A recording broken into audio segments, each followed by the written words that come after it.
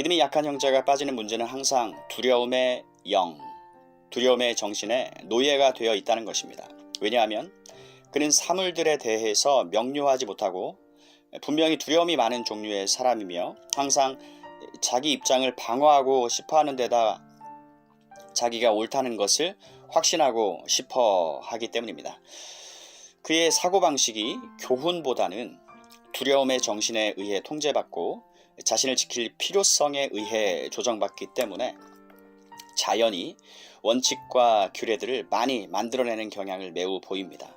자신이 그 일을 하기 때문에 모든 사람도 그렇게 해야 한다고 생각합니다. 그 목록을 자기 자신에게만 적용하지 않고 다른 사람 모두에게도 적용하려 듭니다. 모든 사람마다 자기가 세워놓은 그 개념과 패턴에 따라주기를 바랍니다. 이러한 고집은 순전히 그가 두려움의 영에 속해 있다는 사실에 기인하는 것입니다.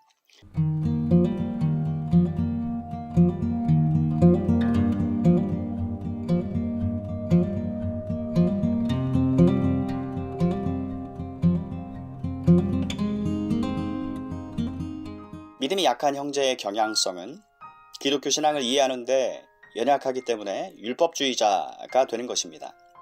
결국 이러한 문제들의 차원에서 다른 사람들의 입장과 다른 그리스도인들의 위치를 판단합니다.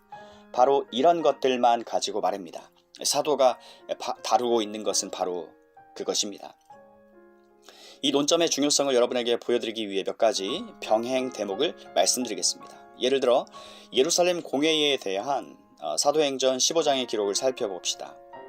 바울과 바나바는 안디옥에서 예루살렘으로 올라가 이방인 그리스도인들에게 정확히 무엇을 요구해야 하는지에 대해 그 형제들과 사도들, 장로들과 예루살렘 교회와 함께 상의하게 되었습니다.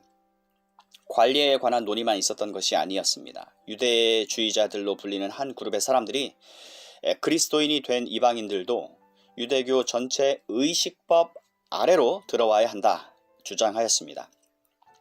이방인 그리스도인들도 그 모든 것을 받아들여야 한다는 것이죠. 그것이 논란의 대상이 되었습니다. 한동안 그에 대해 많은 논란이 있었고 그런 후에 베드로가 서서 말하게 되었다고 성경은 말합니다. 그는 하나님께서 친히 행하신 것을 그 공회가 생각하도록 하는 일부터 시작했습니다. 또 마음을 아시는 하나님이 우리에게와 같이 저희에게도 성령을 주어 증거하시고 믿음으로 저희 마음을 깨끗이 하사 저희나 우리나 분간치 아니하셨느니라. 사도행전 15장 8절 9절. 마음을 깨끗이 하사라는 말은 그저 하나님께서 이방인들로 하여금 능히 구원에 이르는 진리를 믿게 하시되 유대인들과 정확히 같은 방식으로 행하셨음을 뜻하는 것입니다. 그런 다음 베드로는 계속 이어서 말합니다. 그런데 지금 너희가 어찌하여 하나님을 시험하여 우리 조상과 우리도 능히 매지 못하던 멍에를 제자들의 목에 두려느냐. 우리가 저희와 동일하게 주 예수의 은혜로 구원받는 줄을 믿노라 하니라. 10절 11절. 자, 저는 거듭 말씀드립니다. 이 유대주의자들은 유대율법 아래 자신을 놓지 않은 사람은 진정한 그리스도인이라고 말해서는 안 된다고 고집 부리고 있었습니다. 그들은 말했습니다. 그래요. 예수 그리스도를 믿는 믿음을 가져야 합니다. 하지만 그것만으로는 충분치 못합니다. 이 다른 법칙들도 취해야 합니다. 그러나 공회원들은 그것이 순전히 율법주의라고 말했습니다. 그래서 그들은 저 위대하고 유명한 결정에 이르게 되었습니다. 그 결정은 야고보를 통해서 주어졌습니다.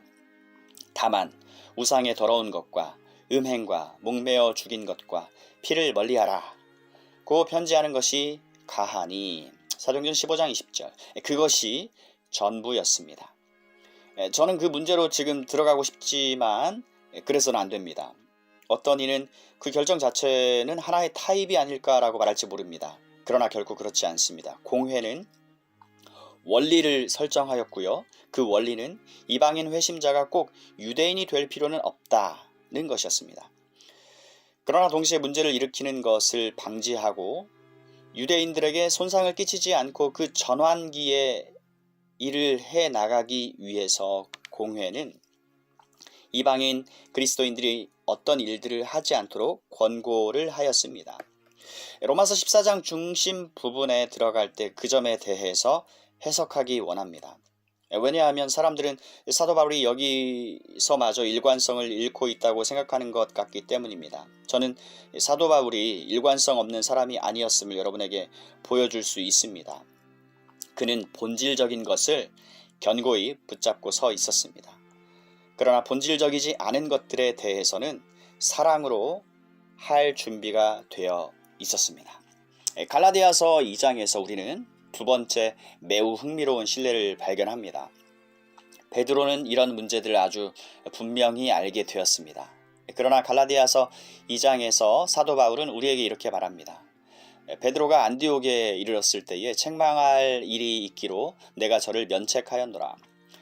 야고보에게서 온 어떤 이들이 이르기 전에 베드로가 이방인과 함께 먹다가 저희가 오자 그가 할례자들을 두려워하여 떠나 물러가매 남은 유대인들도 저와 같이 외식함으로 바나바도 저희의 외식에 유혹되었느니라.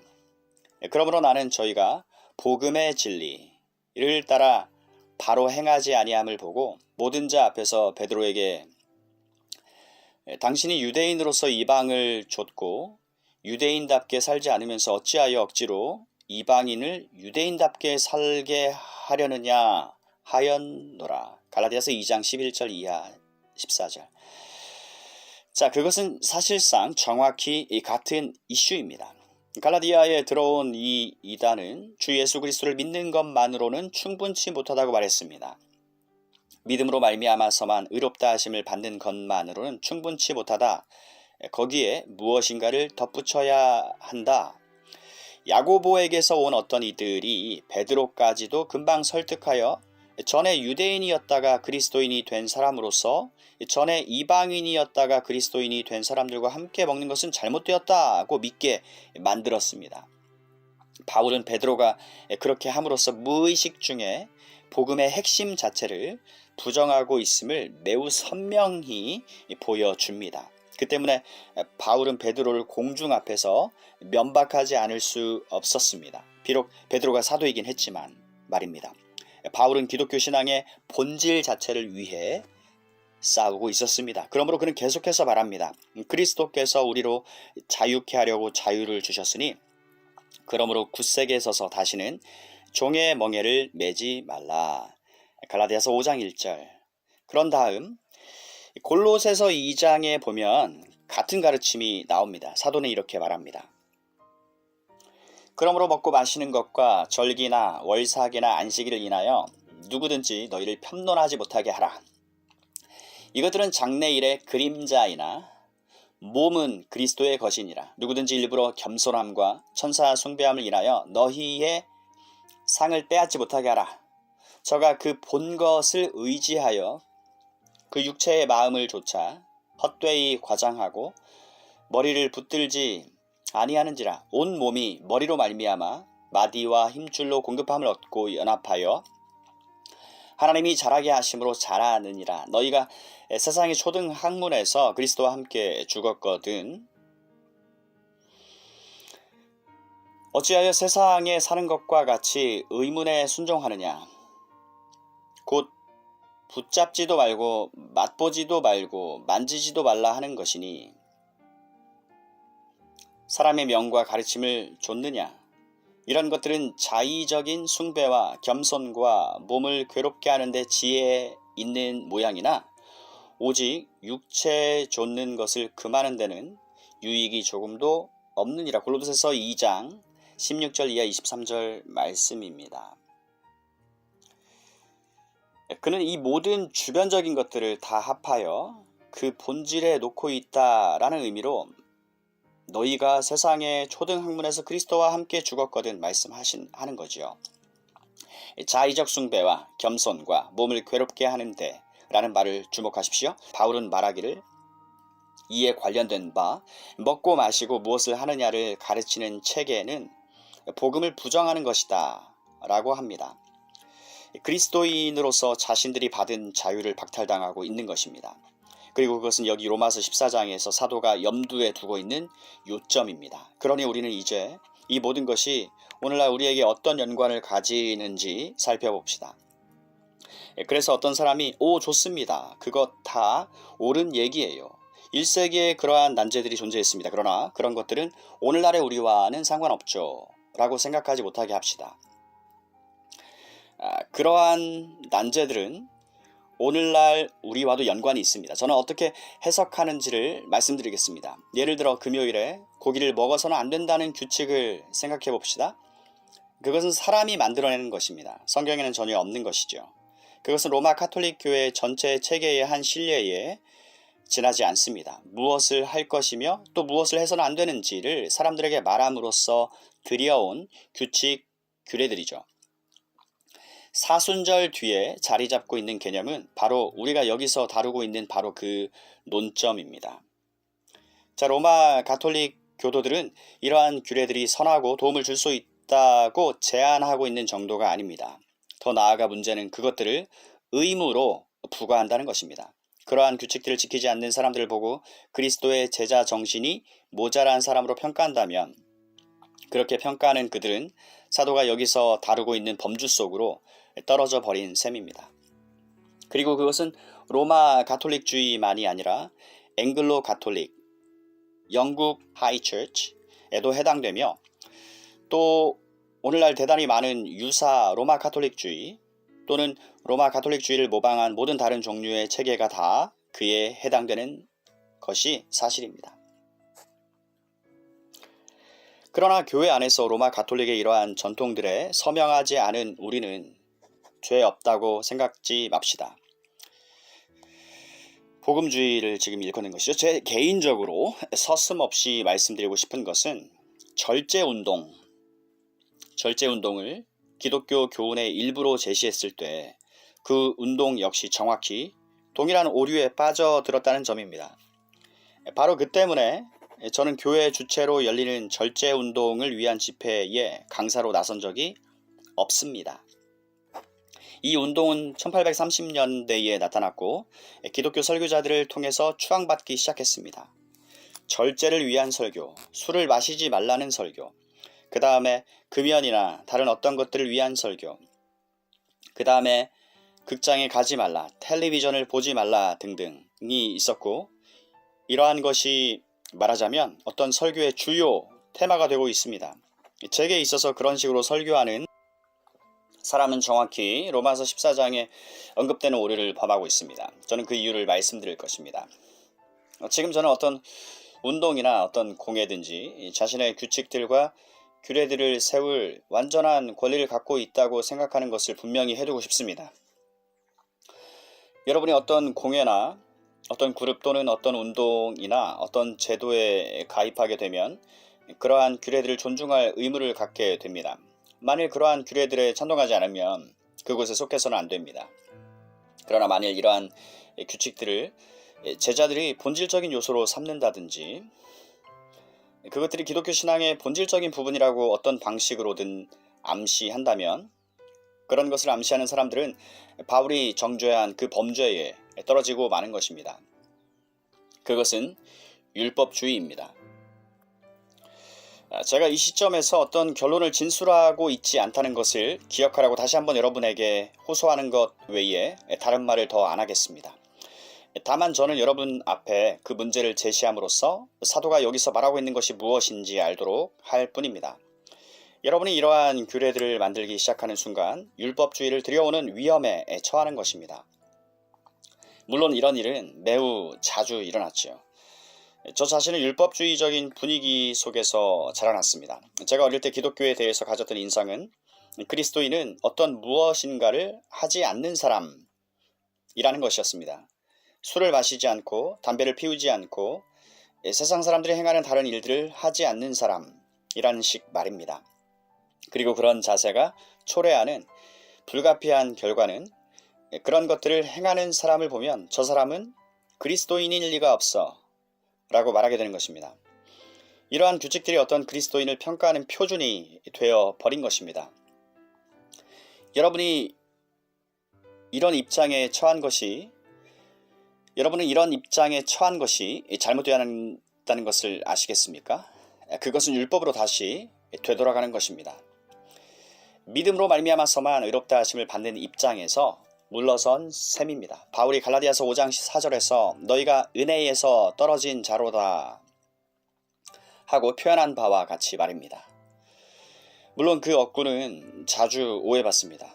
바울은 거듭난 사람이 죄에 떨어질 수 있으며 다시 거듭나지 않은 상태로 들어갔다가 다시 거듭나는 상태로 오고 또다시 거기서 떨어진다는 식의 관점을 가리키는 것이 아닙니다.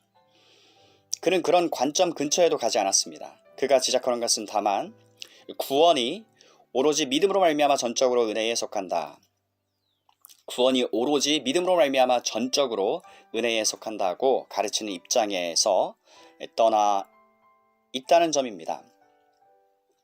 로마 그리스도인들에게 일어났던 일이 바로 그 일입니다. 그래서 바울은 그 점에 관심을 가지고 있는 것입니다. 바울은 이렇게 말하고 있습니다. 이러한 것을 먹느냐 먹지 않느냐로 자기 형제를 판단하면 은혜의 입장을 떠난 것이다. 떠난 셈이다. 믿음으로 말미암아서만 의롭다 하심을 받는다는 교리를 부인하는 것이다. 왜냐하면 사람들이 무엇을 하느냐 하지 않느냐가 그리스도인인가 아닌가의 여부를 결정한다고 말하는 셈이 되기 때문이다. 자, 우리는 이런 일들을 해서는 안 됩니다. 우리 모두 자신을 점검해야 합니다. 율법주의적인 태도를 가지는 잘못을 범하고 있거나 그런 적이 없습니까? 제가 지적한 바와 같이 여러분은 그리스도인임에도 불구하고 때때로 아주 무의식적으로 행위로 말미암아 의롭다 하심을 받는다는 입장으로 물러갈 수 있습니다. 행위로 말미암아 의롭다 하심을 받는다는 입장으로 물러갈 수 있습니다. 여러분은 교리의 적용이나 교리를 실체화 시키는 면에서 항상 일관성을 가질 수 없습니다. 이러한 종류의 과민한 이해 또는 남을 판단하는 경향, 본질적이지 않은 부차적인 문제들을 중심적인 위치로 끌어올리고 그것들을 하나님과 그 사람의 관계에 대한 그의 입장이나 지위를 결정하는 요인으로 삼는 이 경향성은 항상 믿음이 연약함의 표지입니다. 그것은 순전히 율법주의이고 그것이 여러분 자신과 형제 자매를 판단하도록 이끌 때 이것은 매우 심각한 문제가 되며 위험한 처지에 들어가게 되는 것입니다. 바로 그러한 경우입니다. 3절 마지막 어구와 4절에서 말씀드릴 것입니다만 사도는 일단 잠정적인 답변을 주고 있습니다. 그 일들 자체에 대한 자신의 의견을 제시하기 전에 그는 말합니다. 들어라. 너희는 형제들을 판단하지 말아야 한다. 어째서 판단하지 말아야 합니까? 첫째, 하나님께서 그 형제들을 받으셨기 때문입니다. 둘째, 남의 하인을 판단할 권한이 그들에게 없기 때문입니다. 셋째, 이 더 강한 사람에 관해서 걱정할 필요가 없기 때문입니다. 그 사람이 보전받는 방식이 있습니다. 과민한 이해, 두려움의 정신은 잘못된 것입니다. 그것은 하나님의 자녀로서의 자유를 누리지 못하는 것이고 그리스도께서 우리로 자유케 하신 그 자유에 견고히 서 있지 못하는 모습입니다. 오늘 이 시간에는 로마서 14장 강의 제3장 대번의 결론으로 내달아가는 오류 그 내용을 함께 나누었습니다. 우리 주님의 이름으로 평안을 빕니다. 아멘.